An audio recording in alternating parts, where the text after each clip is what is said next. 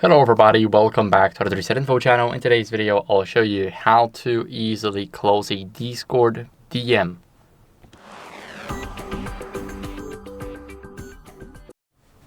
So, if you want to close a direct message from somebody, you can. And the easy way to do that is by simply going onto the account that you want to just close a DM on. And for example, I want to close this DM, so I just click on this button right here. And as you guys can see, it disappeared from our list. As you guys can see, you can also do the same with the pinned one. Now, whenever you click on them, it will come back and he will still be pinned. So that's how you guys can do it. Just press on this button and you're ready to go. Thank you for watching. If you enjoyed this video, then leave a like, subscribe, and leave a comment. Bye.